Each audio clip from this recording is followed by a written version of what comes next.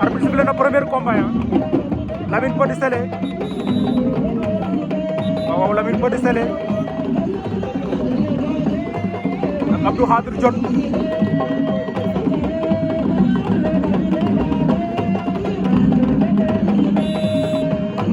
waaw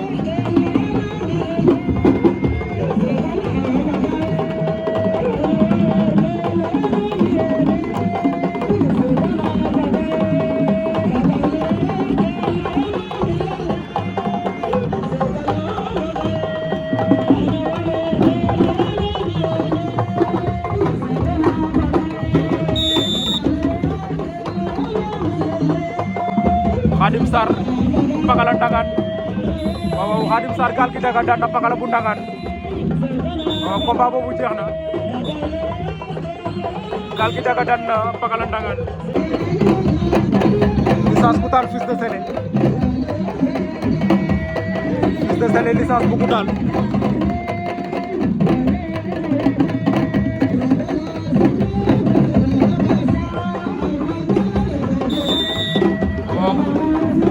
waaye boo jëlee troisième avertissement day jeex de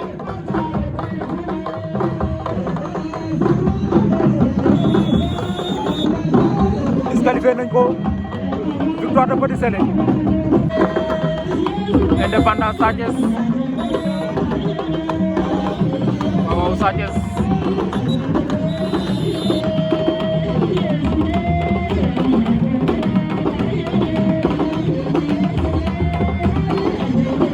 lan moo xew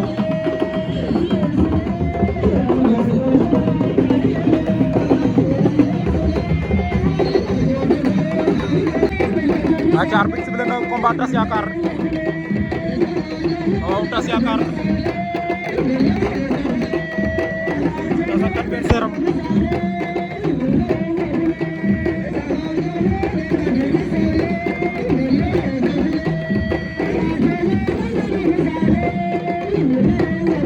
Tas Yakar ndeysaan da koy filé tas war na ko ndombo waaw jeex na Tas Yakar daan na ko Tas Yakar daan na Boy Ba Boni Alias aca Mbaye Marie arobase Petit Pois Keur Madiabou arobase ak Petit Pois bu Keur Madiabou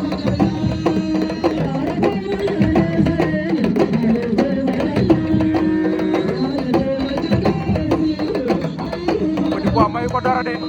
mboot na ko jeex na waaw jeex na Mbaye Marie arobase daan na Petit Pois waaw arobase daan na Petit Pois bu Keur Madiabou Tapha Diorol ba tey ñoo nga ca dara amagul Tapha moo ñu woon ginnaaw en noir Gandia Mboudaye en rouge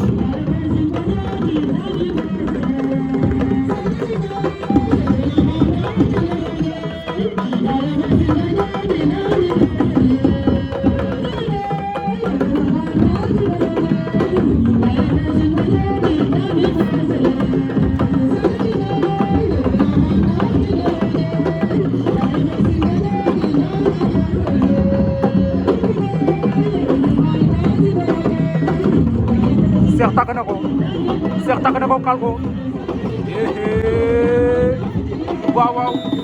ndeysaan Cheikh Dieng Mboudaye daan na Tapha Diorol waaw l'enfant chéri de Mboudaye Séeréer daan na Tapha Diorol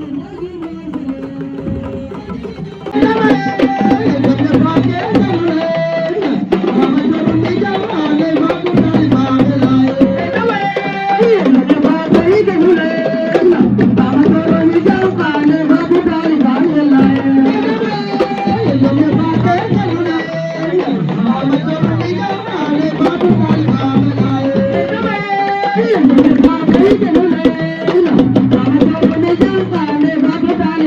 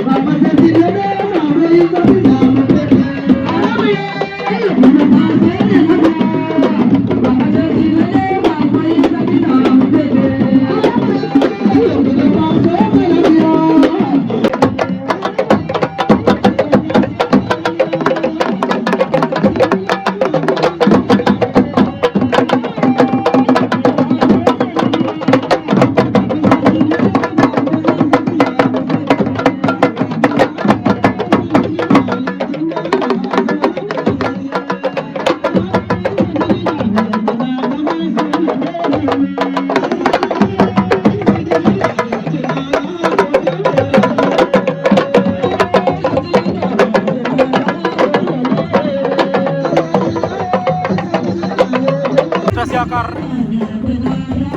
ndeysaan deuxième combat Tass Yakar mu tombé quart de finale yi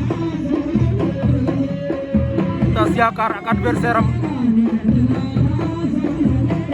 daf lay filé waaw bés bu jàppee sa loxo boy ba daw na jël Tass mbaar na ko Tass Yakar mbaar na ko waaw boy ba génn na ca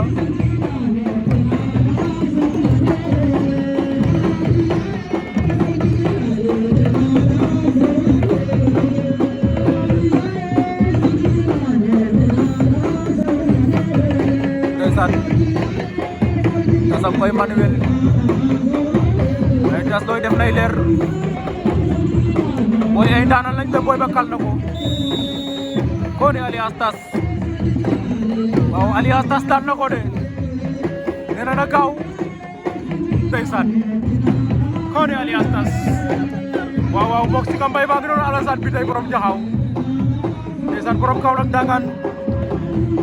Tass Yakar daan na ko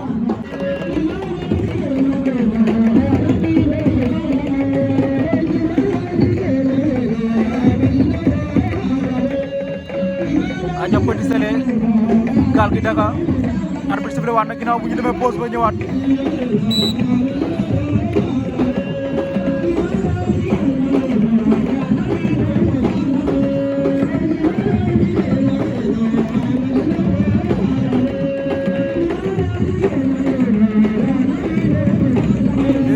gaal gi jël na tànk ba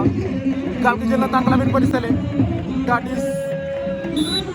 waaw Petit Sélé daan na ko waaw ndeysaan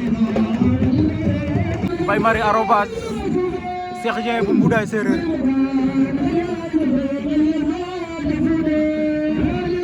arobase Cheikh Dieng Mboudaye Cheikh en rouge arobase en blanc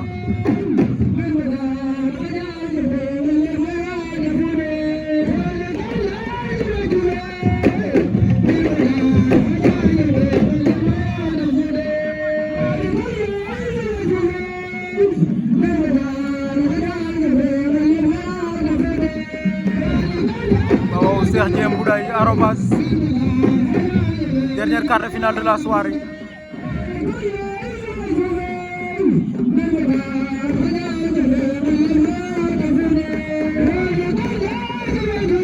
waaw wala nga ne 100% Mboudaye ne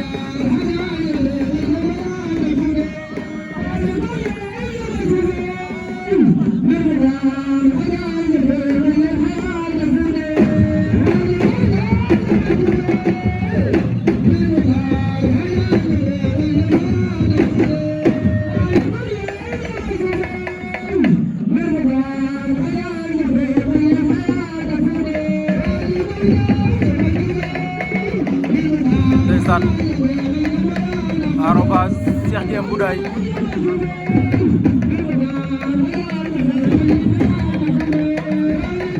l'expérience face à la jeunesse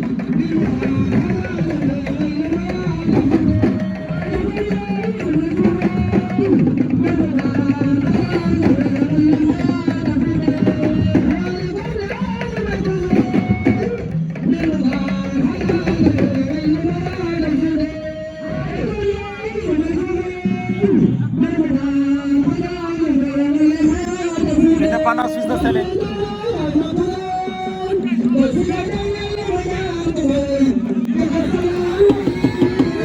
Fils de Sélé daan na indépendance bu Ndiobène Tallinn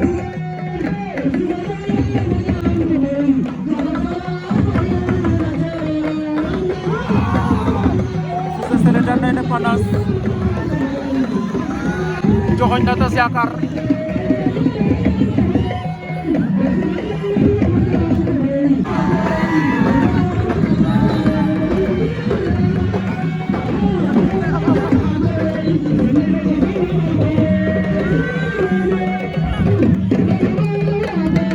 ndeysaan Lamine Petit Sélé bañ na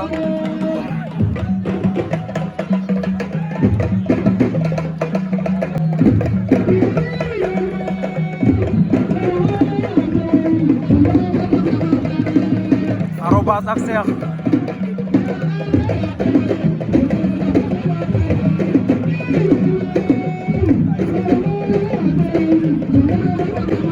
Cheikh Arobase jël na tànk ba Arobase Cheikh a ngay déclenché mboot Cheikh Arobase waaw jaay na ko xelu mag de ndeysaan l'expérience face à la jeunesse Ngoné Arobase waaw Arobase daan na Cheikh Ñeem Mboudaay ndeysaan Petit Sélé nee na ana nag bi ndeysaan Lamine Petit Sélé nee na ana nag yi ndeysaan nee na ana nag yi Ngoné Petit Sélé waaw waaw demi-finale lañ tollee ndeysaan nee na affaire bi moom la ndeysaan Fils de Sélé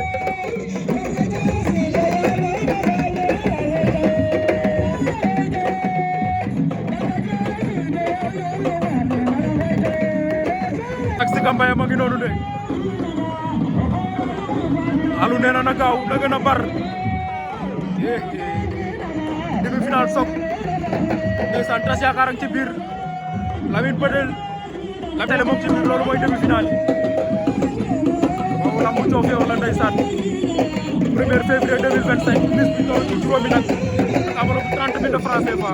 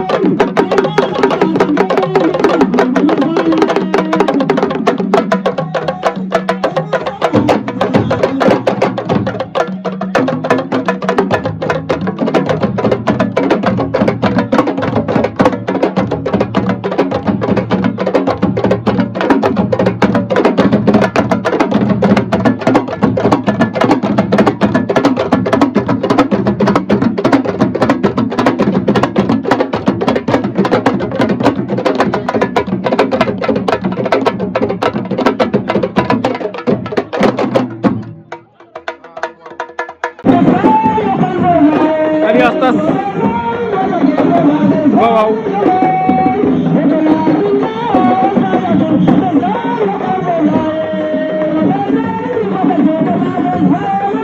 ndeysaan nee na bar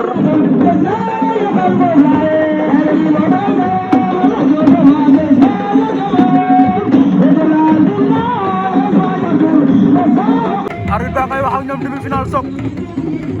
demi-finale revanche Lamine Petit Sélé tas yaakaar vendredi passé la ñu daje ndeysaan foofu ci Kër Socé tas yaakaar moo ko fa daanoon dajewaat nañ tey fii ci Diofior tas yaakaar Lamine Petit Sélé demi-finale la ñuy bëre ndeysaan waaw mooy première demi-finale lambu Diofior 1er février 2025 tas yaakaar Lamine Petit Sélé waaw tas Petit Sélé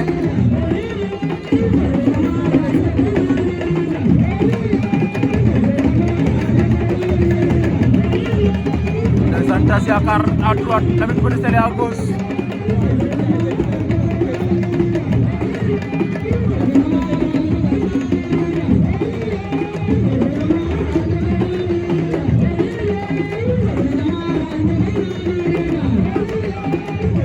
tas yaakaar Lamine Petit Sélé tas am na ngemu Petit Sélé am na ngemu Petit Sélé ëñ na ko léegi ndeysaan ñoom ñaar ku ne jàpp nga tas yaakaar Petit Sélé tas dugal lu caxabal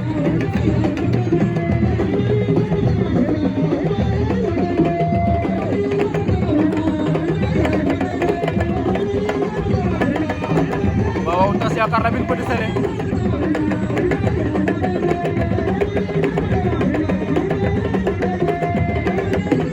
ndeysaan seen combat bi du mun a yomb de ndax weekend passé la ñu daje tas yaakaar daan ko waaw kon bu ñu dellusiwaatee tasewaat ndeysaan combat bu métti lay doon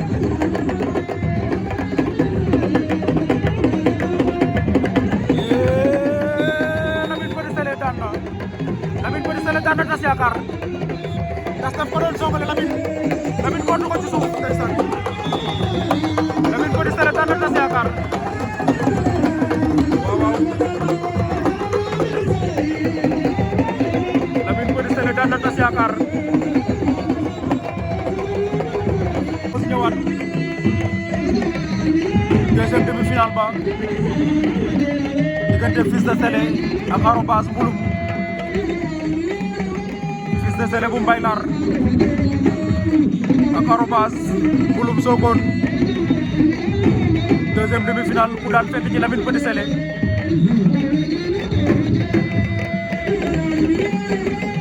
Arobase Fils de Sélé l'expérience face à la jeunesse ndeysaan Arobase moo ñu woon ginnaaw noonu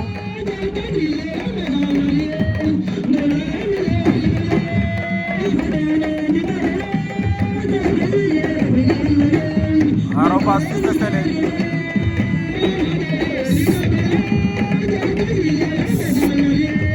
arbitre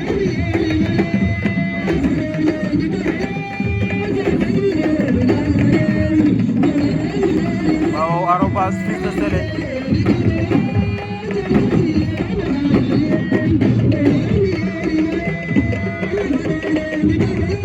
nee naa la moytul mu manuel la wala mu amaare la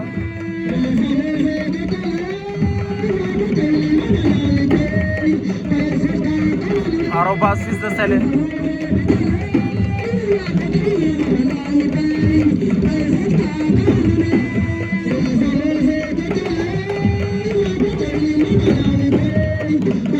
waaw di leen fàttali Fils de Sélé am na benn avertissement Arobase moomu na ko Fils de Sélé door ko mboot Arobase Fils de Sélé ñoo ko sa suuf Arobase Fils de Sélé lan mooy xew tegal 16 mboot wala sukar bi Fils de Sélé Arobase Fils de Sélé Arobase ak sa ginnaaw waaw waaw day jeex ndeysaan Arobase Mbouloum Sokone daan na Fils de Sélé bu Mbaylar kon final Arobase lay doon ak Lamine Petit Sélé ndeysaan Arobase Mbouloum Sokone daan na Fils de Sélé bu Mbaylar aca top c'est parti sama gars yi final lambu Diofior ASC Gouye Tékhe ñoo fi woote woon ndeysaan fii ci Diofior 1er février 2025 mise ñu tegal leen ci juróomi nag ak enveloppe 30 000 francs CFA aca final baa ngi noonu diggante Lamine Petit Sélé campement Ngeko contre Mbaye Marie Arobase Mbouloum Sokone di bëgg di ziar waa Diofior Aziz Faye le grand promoteur de Diofior maa ngi lay nuyu di la ziar waa ASC Diofior waaye di ziar sama ami d'enfance sama camarade de classe Moussa Ndong Diofior loolu depuis gaan la woon ndeysaan Moussa Ndong bu Diofior maa ngi lay nuyu di la ziar sama camarade de classe la woon sama ami d'enfance maa ngi lay nuyu bu baax a baax borom Diofior aca final baa ngi noonu Lamine Petit Sélé Mbaye Marie Arobase waaw Mbaye Marie moo yor ngemb lu weex li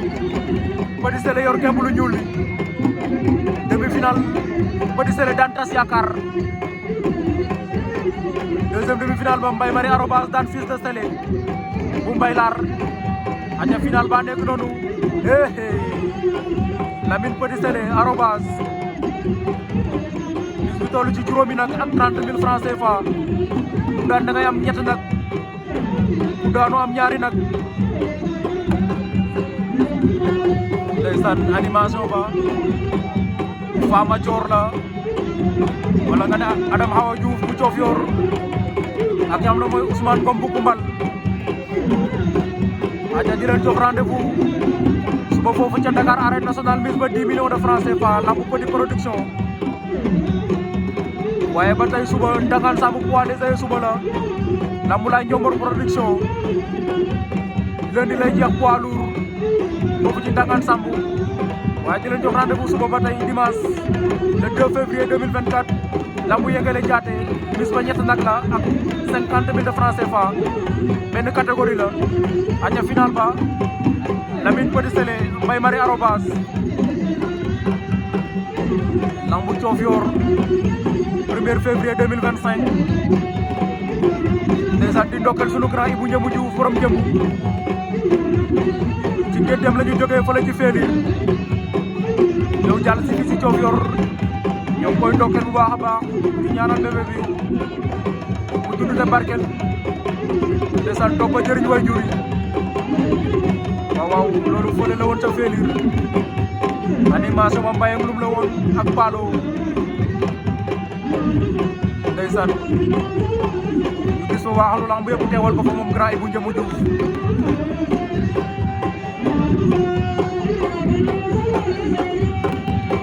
aca Lamine Petit Sélé Arobas ndeysaan cey lamb heure bi Petit Sélé jël na tànk ba Petit Sélé Arobas a ngi koy mboot Petit Sélé ngay bañ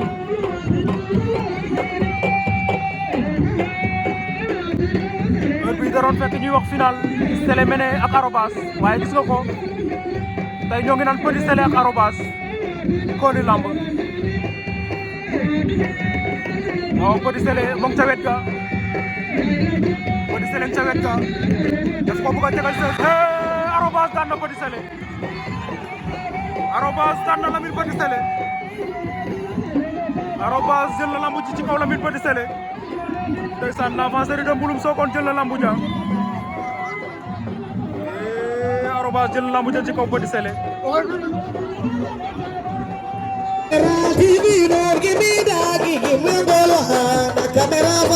General TV, don't give me that, give me all one,